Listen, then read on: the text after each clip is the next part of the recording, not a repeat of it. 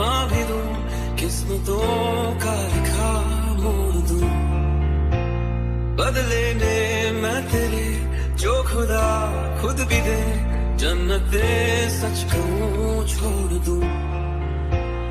तो हम अभी तो हमने क्या पढ़ा, अभी हमने पढ़ा सिस एंड ट्रांस आइसोमर वाला, मतलब ज्योमेट्रिकल आइसोमर में कई होते हैं, सिस ट्रांस वाला हमने पढ़ लिया है। एक और होता है जिसका होते हैं आर एंड एस वाला, एक होता है ई एंड जेड वाला। तो अब हम पढ़ने वाले हैं ई एंड जेड सिस्टम। हमें कहेंगे कि जो सिस एंड ट्रांस का एडवांस वर्जन है ई एंड जेड सिस्टम। तो इस टॉपिक को बहुत ध्यान से समझना, क्योंकि कई लोग कहते हैं बहुत टफ है, लेकिन बहुत आसान और बहुत मज़ेदार टॉपिक है। क्वेश्चन कराएंगे, बहुत मज़ा आएगा। तो अब हम पढ़ने वाले हैं ई एंड जेड सिस्टम। काफ़ी कमाल का टॉपिक है और इसे बिल्कुल फुल डिटेल में पढ़ेंगे। इतना पढ़ेंगे कि इसके बाद तुम्हारा कभी भी कोई भी डाउट्स नहीं रहेगा। जितनी पॉसिबल ट्रिक हैं सब बताएंगे, टेक्निक सब कुछ बताएंगे। और ये समझ लो कि E and Z cis and trans का एक एडवांस वर्जन है, लेकिन E and Z and cis and trans दोनों का सिलेक्शन करने का क्राइटेरिया अलग अलग है। तो ऐसा मत सोचना, क्योंकि कई टीचर बता देते हैं कि जो सिस होता है वही जेड है, जो ट्रांस है वही ई है।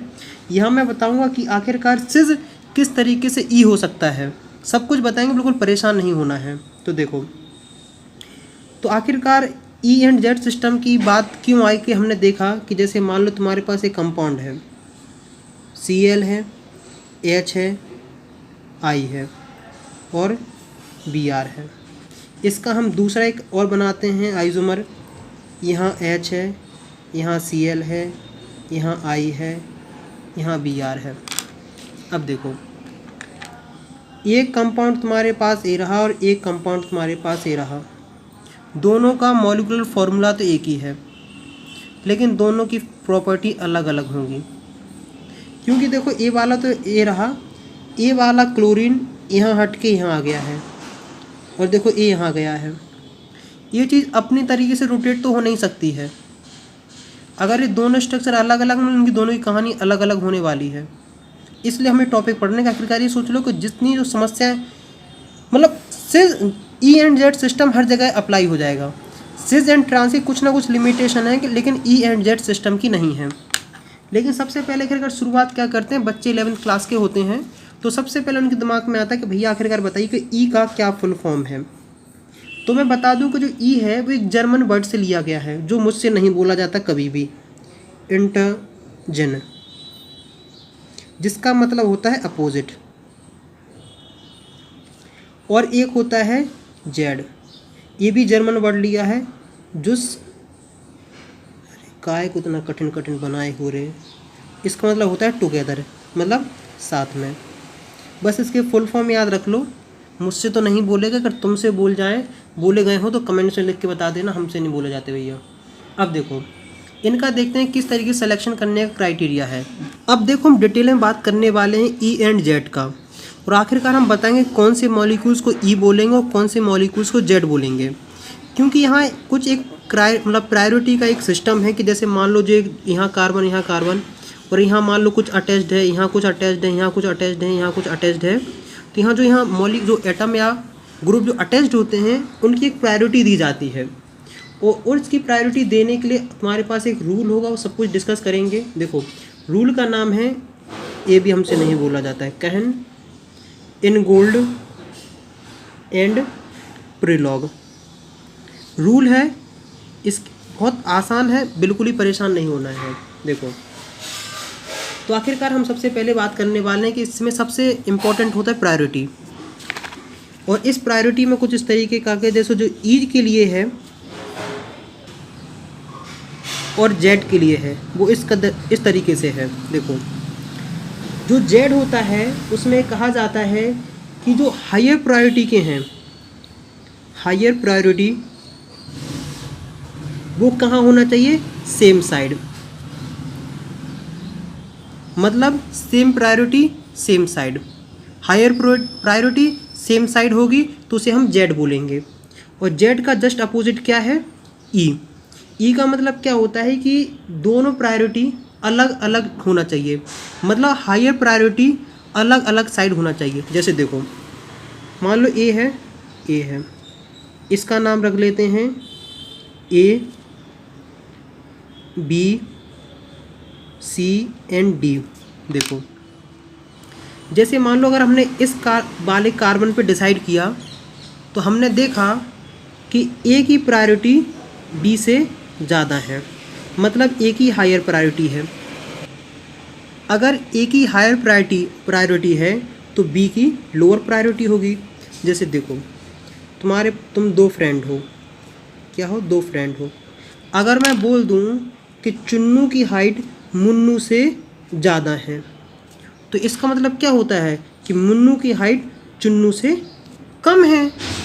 अगर ए की प्रायोरिटी ज़्यादा है तो बी की प्रायोरिटी कम हो गई है।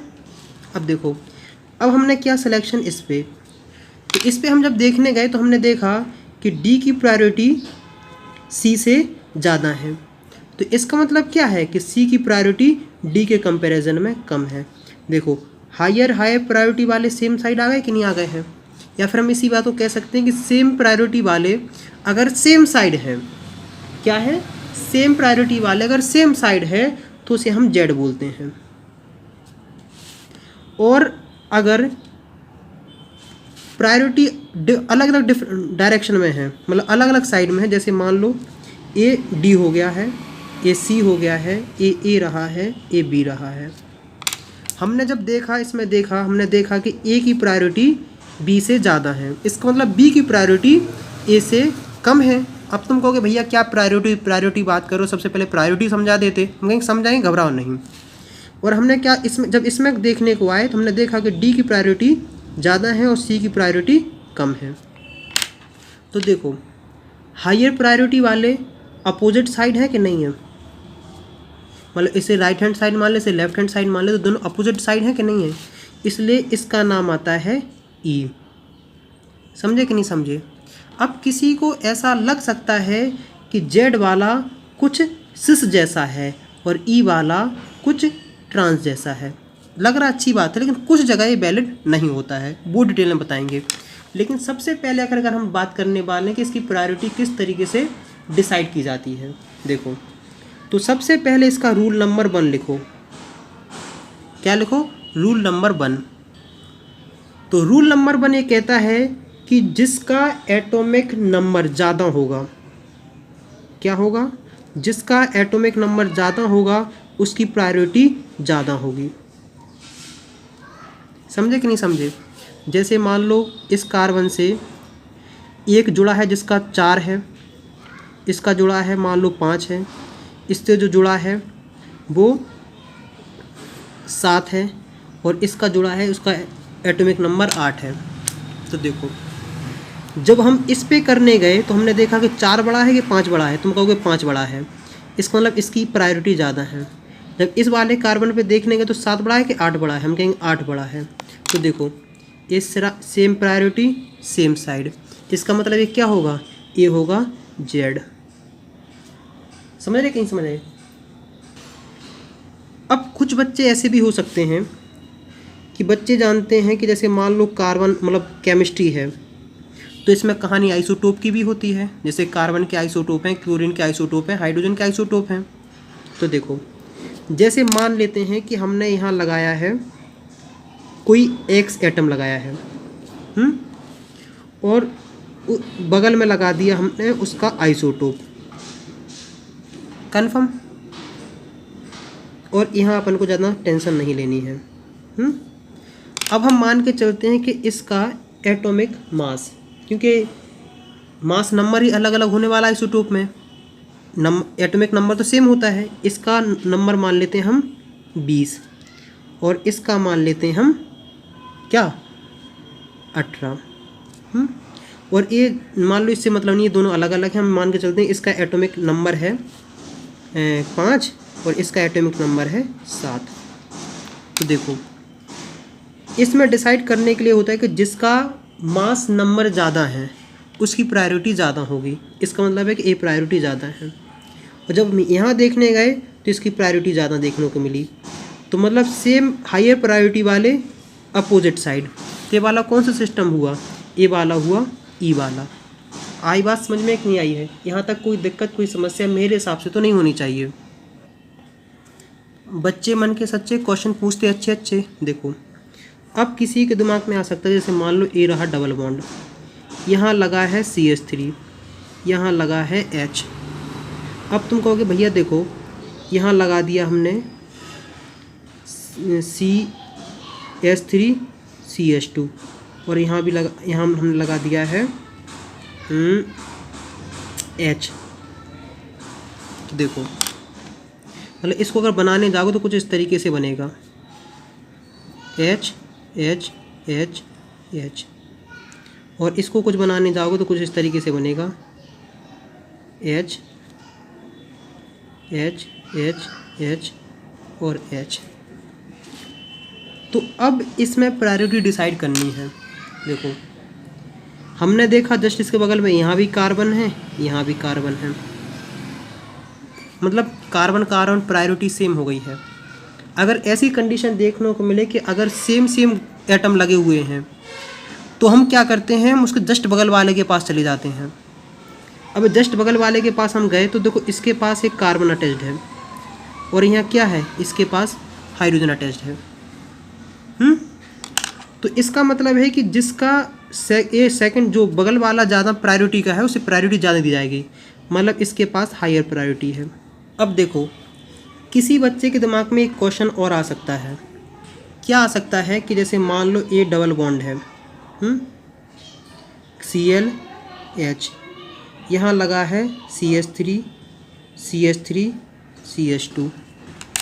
तुम कहोगे देखो भैया अब तो कहानी बहुत अच्छी फंस गई है, इससे तो टेंशन नहीं, लेकिन यहाँ टेंशन है। देखो इससे भी कार्बन अटैच्ड है और यहाँ भी कार्बन अटैच्ड है। अब बताओ अब क्या करोगे। मैं कहूँगा टेंशन नहीं लो, इसको तुम इस तरीके से बनाओगे कि नहीं बनाओगे, ClH। इसके तो यहाँ इसकी प्रायोरिटी ज़्यादा है, इसकी प्रायोरिटी ज़्यादा है।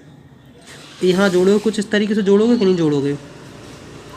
यहाँ जब जोड़ने आओगे तो कुछ इस तरीके से करोगे कि नहीं करोगे, समझे कि नहीं समझे। तो देखो इसके जस्ट बगल में आए तो ए कार्बन मतलब दोनों की प्रायोरिटी सेम है। फिर हम क्या कर देंगे, उसके जस्ट बगल वाले पहुंच जाते हैं। यहाँ हाइड्रोजन देखने को मिल रहा है, यहाँ कार्बन देखने को मिल रहा है। इसका मतलब है कि इसकी प्रायोरिटी ज़्यादा है इसके कंपैरिजन में, मतलब इथाइल की प्रायोरिटी ज़्यादा होगी मिथाइल के कंपैरिजन में। तो ये रही प्रायोरिटी ज़्यादा, हायर मतलब सेम प्रायोरिटी, अपोजिट साइड इसको बोलेंगे ई। तो मुझे उम्मीद है कि यहाँ तक तुम्हें काफ़ी हद तक ये बातें समझ में आ गई होंगी। देखो अगर इन सब से अगर हम सब चीज़ ऑब्जर्व कर रहे होंगे तो अगर सिचुएशन सेम फंस जाती है तो इसमें देखते हैं कि जो हायर है बस उसकी प्रायोरिटी हायर है। मतलब इसे समझने की कोशिश करो कि देखो यहाँ क्या किया है, यहाँ आए फिर इसके जस्ट बगल में आ गए, प्रायोरिटी देखी।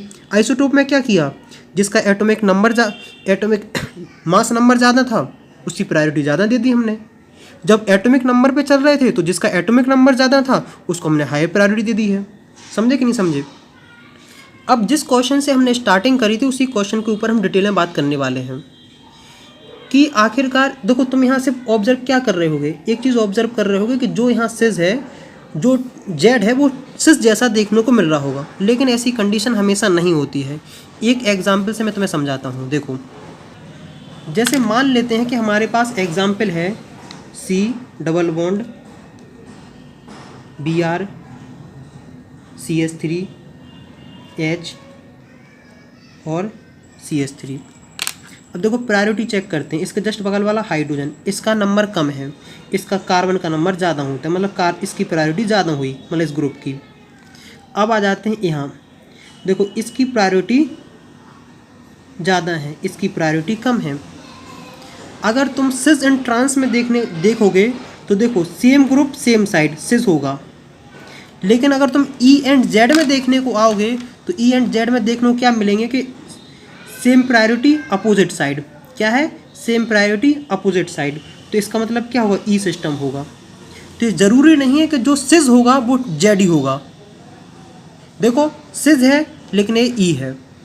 तो मुझे उम्मीद है कि अब तुम्हारे दिमाग में सब डाउट्स बहुत अच्छे से क्लियर हो गए होंगे। अगर फिर भी दिमाग में कोई समस्या, कोई परेशानी कुछ रह गई हो तो बताना, कमेंट से लिख के उसको भी क्लियर करेंगे। एक लास्ट क्वेश्चन और करा देते हैं जिससे तुम्हारे और भी डाउट्स क्लियर हो जाएंगे। जैसे मान लो तुम्हारे पास स्ट्रक्चर है इस तरीके से CN और यहाँ है CH2 NH2 और यहाँ लगाते हैं HCH3। तो देखो, अगर तुम इस चीज़ में देख रहे होगे तो यहाँ तो प्रायोरिटी इसकी हाई है, लेकिन यहाँ दिक्कत आ रही होगी। इसको दिक्कत को समझने के लिए अपन कुछ इस तरीके से करेंगे। ये रहा, मान लो बेसिकली इस तरीके से तो है, ये वाला जो होता है इसमें ट्रिपल बॉन्ड है, तो हम क्या करेंगे कि हम मान के चल देंगे इससे 3 नाइट्रोजन अटैच्ड हैं। समझे कि नहीं समझे? अब इसको बनाते हैं CH, 2H है ना, H और NH2। समझे कि नहीं समझे? तो अगर हम इसमें देखेंगे तो देखो, एक कार्बन है, इससे ज़्यादा प्रायोरिटी वाले इसके साथ रहे हैं, क्योंकि इसके पास हाइड्रोजन हाइड्रोजन आ रहे हैं, इसके पास नाइट्रोजन नाइट्रोजन आ रहे हैं। तो हम क्या कहेंगे कि इसकी प्रायोरिटी ज़्यादा होगी, किसके कंपैरिजन में? इसके कंपैरिजन में। तो हमें देखने को मिलता है कि इसकी प्रायोरिटी ज़्यादा है, हाइयर है प्रायोरिटी अपोजिट साइड, इसलिए ये होगा ई वाला। तो मुझे उम्मीद है कि अब और अच्छे से बातें क्लियर हो गई होगी।